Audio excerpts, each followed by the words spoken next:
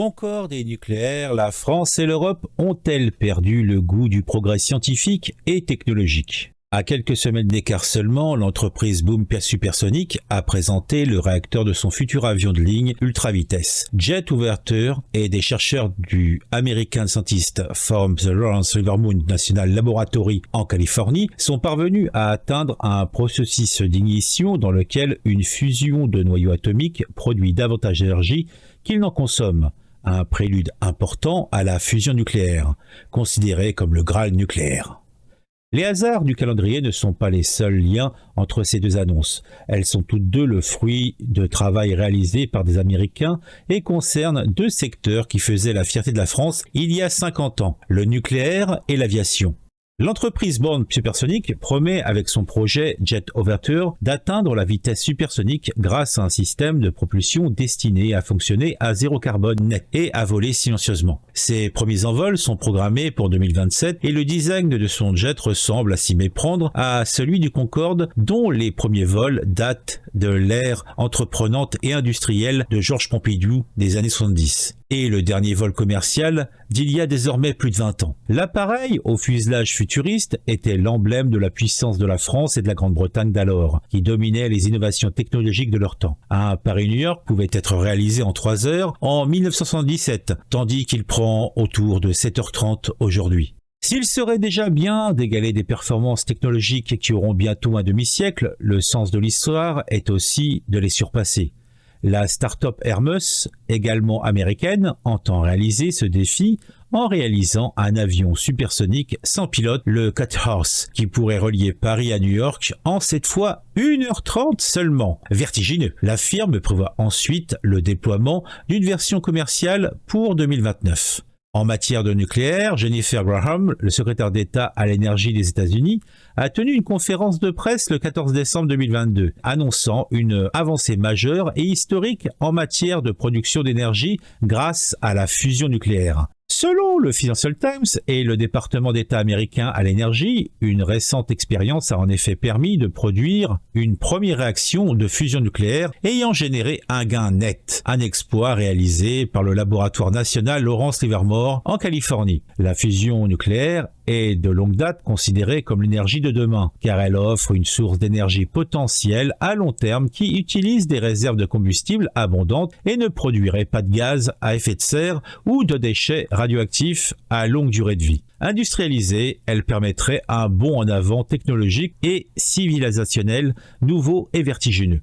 Des chercheurs travaillent sur ce sujet depuis déjà plus de 60 ans. Jennifer Graham a souligné que cette réussite se retrouvera dans les livres d'histoire et qu'il s'agit de l'un des exploits scientifiques les plus remarquables du XXIe siècle, que la réaction permet de reproduire pour la première fois certaines conditions que l'on ne trouve que dans les étoiles et le soleil. Elle a néanmoins précisé qu'il faudra attendre des décennies avant une version industrielle et commerciale. Une annonce à rebours de la situation du nucléaire français qui a également connu un déclin presque discontinu depuis les années 70. Les dernières semaines et les derniers mois, les pénuries ont été omniprésentes dans l'actualité. Risques élevés de coupures d'électricité pendant plusieurs hivers, factures d'électricité astronomiques, comme en témoignent des commerçants ruinés, des patients sous respirateurs artificiels qui ne font pas partie des clients prioritaires en cas de coupure, et une France désormais importatrice nette d'électricité pour éviter de se retrouver dans le noir. Une situation impensable pour un pays si longtemps leader dans cette énergie si cruciale. L'époque où le président Valéry Giscard d'Estaing vantait à la télévision les performances de nos installations énergétiques qui avaient déjà produit les besoins en électricité de la France pour plusieurs années semble très lointaine, trop lointaine.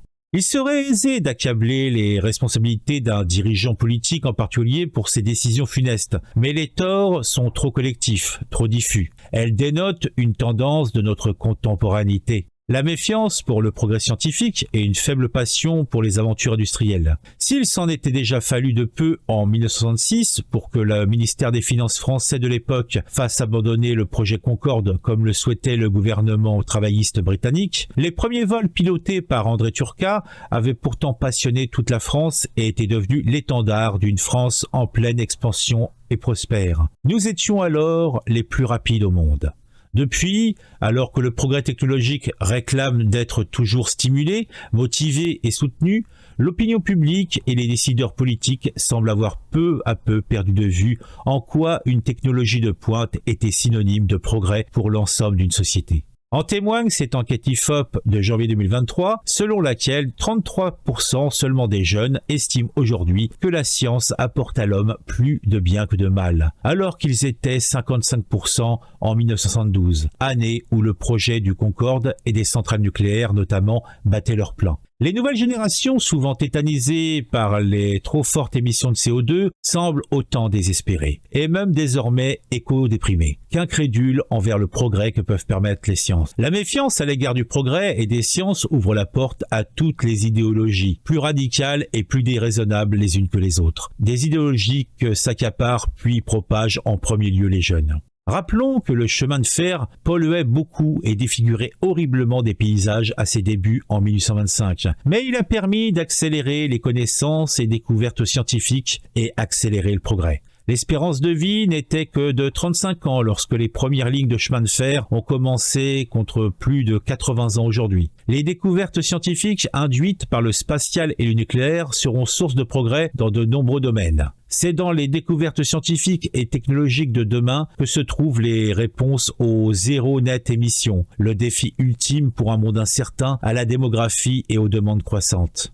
La France possède pourtant une jeunesse entreprenante, courageuse et intelligente, qui ne demande qu'à renouer avec les sommets, comme la passion pour la récente épopée des Bleus l'a rappelé, et comme la présence de nos compatriotes français dans les directions de l'innovation des plus grands groupes étrangers en atteste. La situation actuelle d'un modèle économique insoutenable, financièrement et socialement, de surendettement de l'État, de déclin industriel et de déficit commercial record, oblige à renouer avec le goût de l'aventure industrielle et la passion oubliée du progrès. Cet idéal, hérité des Lumières, permettrait de remobiliser l'ensemble de la société par les sciences, les arts, les industries, la médecine, les connaissances et de soulager les conditions de vie des hommes. Thème par ailleurs cher aux défenseurs d'un départ en retraite tôt, qui est tout à fait d'actualité. L'histoire peut servir notamment Condorcet, qui expliquait qu'avoir foi dans le progrès, c'est croire que la nature n'a mis aucun terme à nos espérances. Les 30 Glorieuses ont été permises par des crédits importants et une nouvelle stabilité monétaire certes, mais pas seulement. Elles reposaient également et surtout par une ambition philosophique tournée vers le progrès. Jacques Chirac décrivait dans ses mémoires Georges Pompidou comme un bâtisseur qui avait le goût de l'aventure et de la découverte, des chemins de traverse et de l'inédit. Parce qu'il avait cette passion de la modernité, il a dessiné une France nouvelle, fidèle à ses traditions, les meilleures et fière de son histoire, mais entreprenante et inventive, industrieuse et dynamique. Ce texte est de Michael Miguer. Il sort de la Tribune, il est fort sympathique, un peu foufou, et date du 7 février 2023.